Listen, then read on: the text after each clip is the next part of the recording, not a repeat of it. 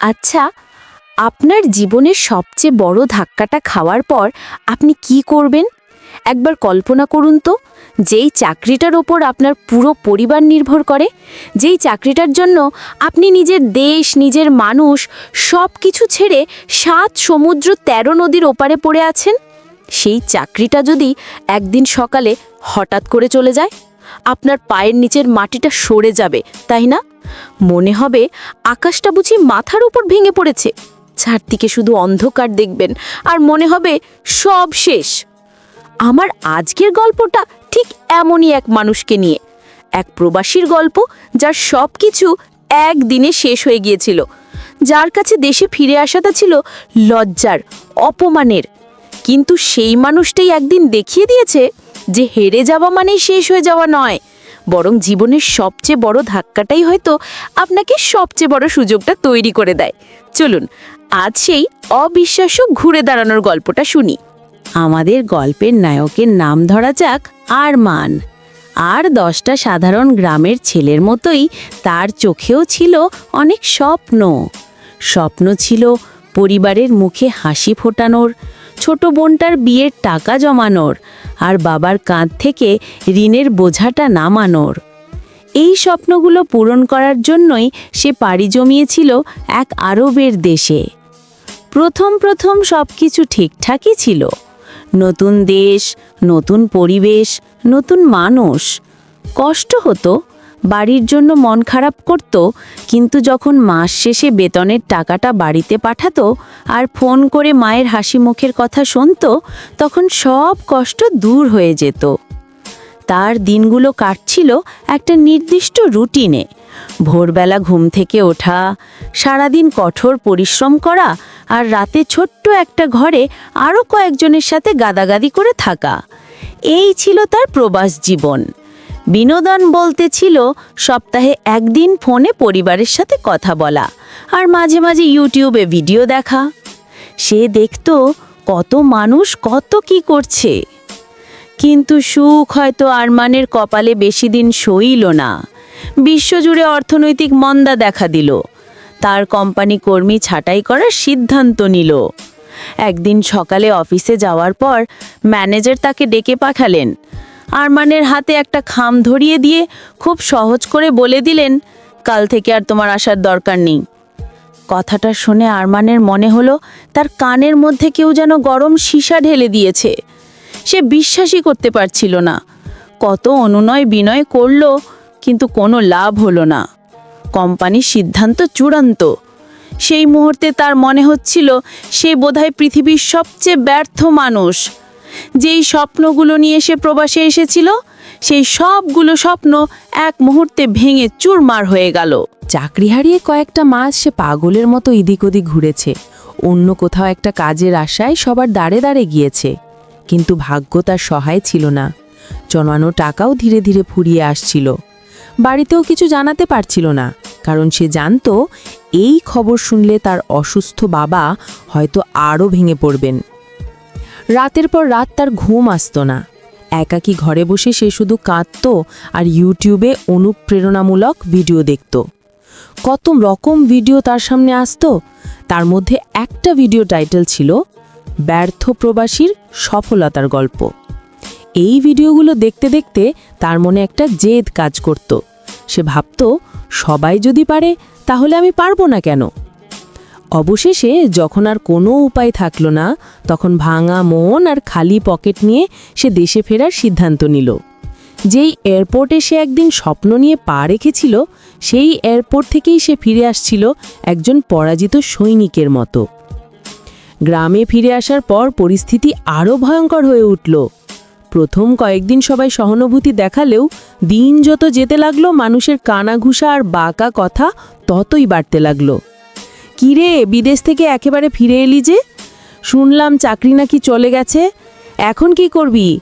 এই ধরনের হাজারটা প্রশ্ন তাকে প্রতিনিয়ত বিদ্ধ করত। একসময় যারা তাকে সমীহ করে চলত, তারাই এখন তাকে দেখে আড়ালে হাসাহাসি করে। আরমান সারাদিন ঘরে বসে থাকত। তার নিজেকে একজন জীবন্ত লাশ বলে মনে হতো। সে কি করবে, কোথায় যাবে, কিছুই বুঝতে পারছিল না। পরিবারের দিকেও তাকাতে পারত না। তার মনে হতো সে সবার আশা ভরসা ভেঙে দিয়েছে। এই সময়টা ছিল তার জীবনের সবচেয়ে অন্ধকার অধ্যায়। কিন্তু কথায় আছে, রাত যত গভীর হয় সকাল তত ঘনিয়ে আসে। একদিন বিকেলে সে লক্ষ্য করল গ্রামের অনেকেই বাড়ি তৈরির জন্য ভালো মানের এবং সাশ্রয়ী মূল্যের জানালার গ্রিল বা দরজার ফ্রেম খুঁজে বেড়াচ্ছে। শহরে গিয়ে অর্ডার দিতে হয়, তাতে খরচও বেশি পড়ে, আবার সময় মতো পাওয়াও যায় না। এই বিষয়টা তার মাথায় ঢুকে গেল। প্রবাসে সে একটা কনস্ট্রাকশন কোম্পানিতেই কাজ করত। ওয়েল্ডিং এবং মেটাল ফেব্রিকেশনের কাজটা সে ভালোই জানত। তার মাথায় একটা বুদ্ধি খেলে গেল। সে ভাবল, আমি তো এই কাজটা এখানেই শুরু করতে পারি। কিন্তু ভাবলেই তো আর হয় না, ব্যবসা শুরু করার জন্য টাকা দরকার। তার কাছে তো ফুটিকড়িও নেই। সে তার পরিকল্পনার কথা তার স্ত্রীকে জানালো। তার স্ত্রী, যে কিনা এতদিন ধরে তার জমানো কিছু গয়না আগলে রেখেছিল, এক কথায় সেই গয়নাগুলো আরমানের হাতে তুলে দিয়ে বলল, আমার বিশ্বাস আছে তুমি পারবে, এই নাও, এটা দিয়ে শুরু করো। স্ত্রীর এই বিশ্বাস আর ভালোবাসা পেয়ে আরমানের চোখে জল এসে গেল। সে নতুন করে বাঁচার স্বপ্ন দেখল। গয়না বিক্রি করে যে সামান্য কয়েক হাজার টাকা পেল, তাই দিয়ে সে কিছু পুরনো যন্ত্রপাতি আর লোহা লক্কর কিনে আনল। বাড়ির পাশের এক চিলতে উঠোনে শুরু হলো তার নতুন সংগ্রাম। প্রথম দিকে কেউই তাকে পাত্তা দিত না। গ্রামের লোকেরা ভাবত, বিদেশ ফেরত ছেলে এখন এসব ওয়েল্ডিংয়ের কাজ করছে। অনেকে টিটকারিও করত। কিন্তু আরমান হাল ছাড়েনি।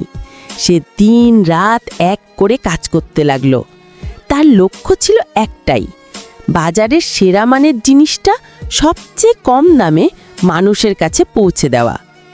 প্রথম কাজটা সে পেয়েছিল তার এক প্রতিবেশীর কাছ থেকে। কাজটা ছোট ছিল, কিন্তু আরমান তার সর্বোচ্চটা দিয়ে সেই কাজটা করেছিল।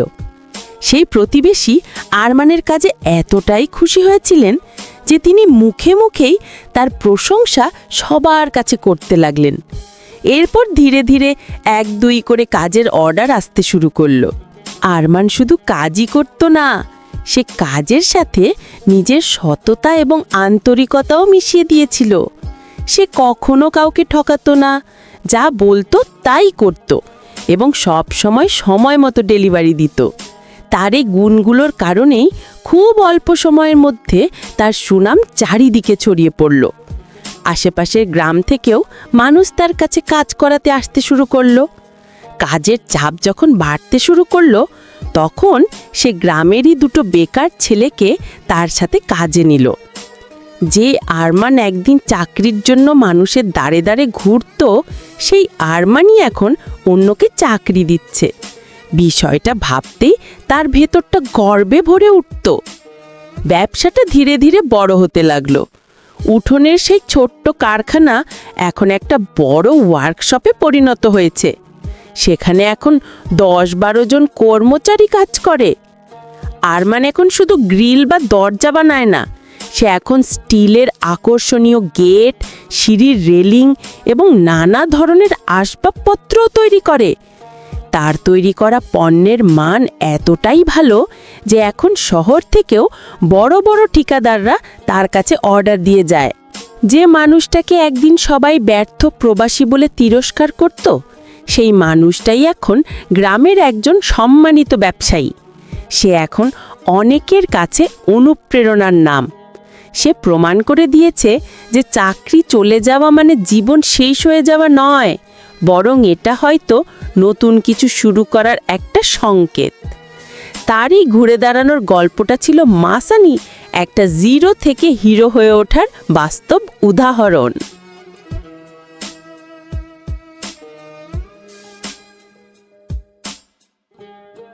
আরমান এখন শুধু একজন সফল ব্যবসায়ী নয়, সে একজন সুখী মানুষও। সে তার পরিবারের সব দায়িত্ব পালন করেছে, বোনের বিয়ে দিয়েছে, বাবার সব ঋণ শোধ করে দিয়েছে। এখন সে তার নিজের দেশেই নিজের মানুষের সাথে মাথা উঁচু করে বাঁচে। বিদেশের মাটিতে ডলার বা রিয়ালের ঝনঝনা নিচ্ছে, নিজের দেশের মাটিতে থেকে পরিবারের সাথে দুবেলা ডাল ভাত খাওয়ার মধ্যে যে কি শান্তি, তা সে এখন হাড়ে হাড়ে উপলব্ধি করে। তার গল্পটা আমাদের এটাই শেখায় যে পরিস্থিতি যতই খারাপ হোক না কেন, কখনো হতাশ হতে নেই, নিজের উপর বিশ্বাস রাখতে হবে আর সততার সাথে পরিশ্রম করে যেতে হবে। সাফল্য একদিন আসবেই। আপনার জীবনের কোনো একটা ব্যর্থতা হয়তো আপনার জন্য এর চেয়েও বড় কোনো সফলতার দরজা খুলে দেওয়ার জন্যই অপেক্ষা করছে। আপনাকে শুধু সেই দরজাটা খুঁজে বের করতে হবে। আরমানের এই অসাধারণ এবং অনুপ্রেরণাদায়ক গল্পটা যদি আপনার হৃদয় ছুঁয়ে গিয়ে থাকে, যদি আপনার মনে এতটুকুও উম্মিদ জাগিয়ে তোলে, তাহলে ভিডিওটিতে একটি লাইক দিতে ভুলবেন না। কারণ আপনার একটা লাইক আমাকে এই ধরনের আরও সুন্দর সুন্দর গল্প আপনাদের সামনে তুলে ধরতে উৎসাহিত করে।